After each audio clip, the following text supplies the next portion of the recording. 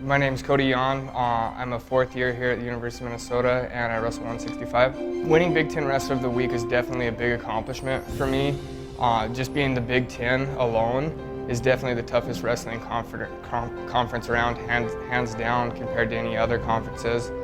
Even though, I got down and I had a couple bad matches, it wasn't like I was losing to bad kids, so I always had that in the back of my mind, that these are close matches that I'm losing to great competition, so next time it'll be my turn.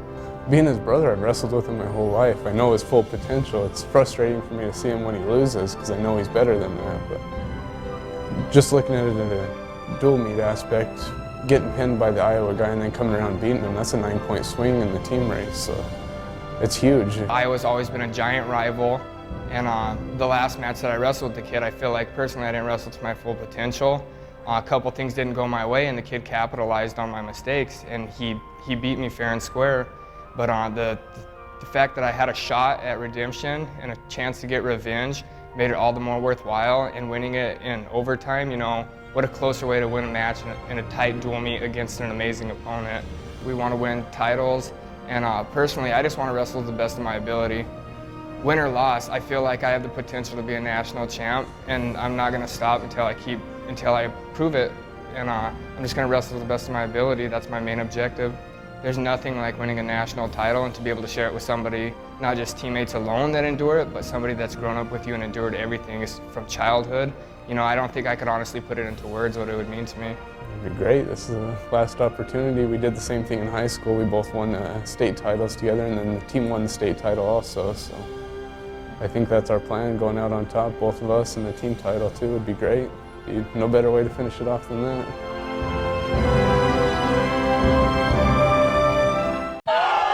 Francis Mania is just a sophomore at South High School, but has already lived through some of the most horrific events imaginable. They beat me with a stick on my hand, so my hand was broken and I fell down. Francis grew up in a violent time in the Congo during a conflict between the Kasai and Katanga people in the early 2000s.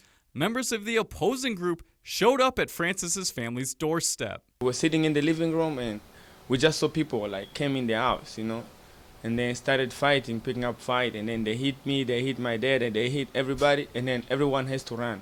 The family scattered in different directions all over southern Africa. Some made it to a refugee camp in Namibia, where more than a year later, Francis was reunited with his family, where he had to break the worst possible news. And my grandma, she was asking me, why are you crying? I was like, my mom and dad, they're dead, they beat them. After the tragedy, Francis and his family decided it was time to leave Africa.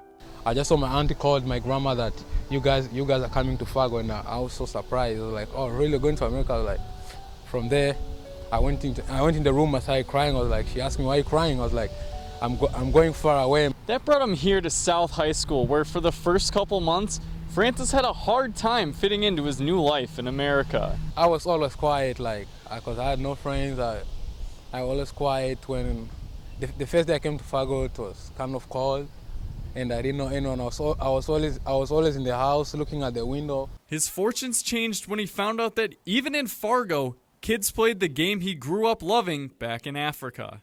I started playing soccer when I came here, and I met a couple of friends. They told me, hey, we used to play soccer. I was like, oh, that's fine. Now Francis is a star forward on the South soccer team and beginning to feel right at home in Fargo.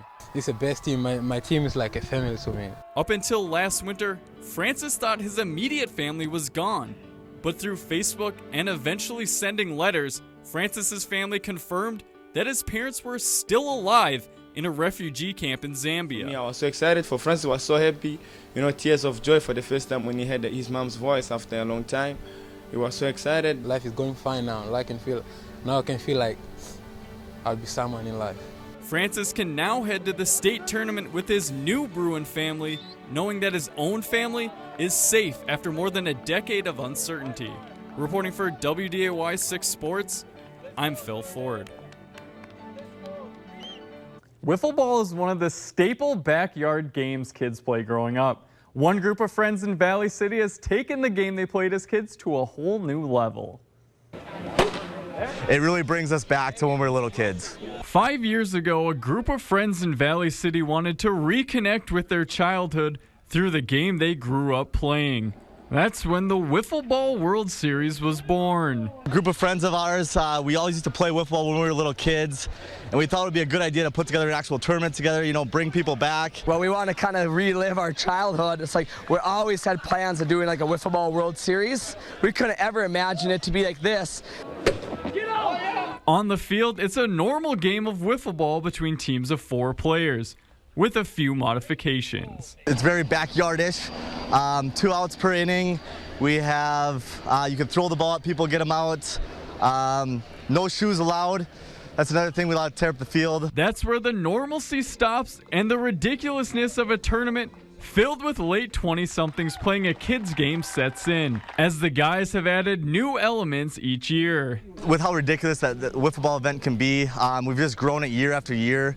Adding to it, you know, the first year all we had was a normal fence, nothing special.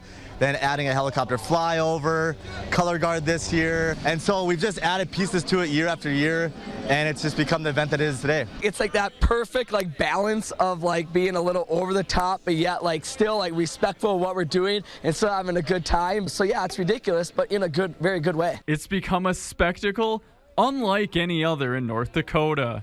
You got to see it to believe it. Right. You know, people, you say you got a wiffle ball game going on, but there's nothing like it anywhere. While they may have grown up, coming back to the same backyard to play the game they grew up with gives them, at least for one day, a chance to be kids again. We're all, you know, late 20s, early 30s, some in our 40s, but we all have that little kid inside us. And so to have this event out here and just the sheer ridiculousness of it, it's very cool. In the end, it was Team MMB who hoisted the Shane Roberts Cup as the champions of this year's Wiffle Ball World Series.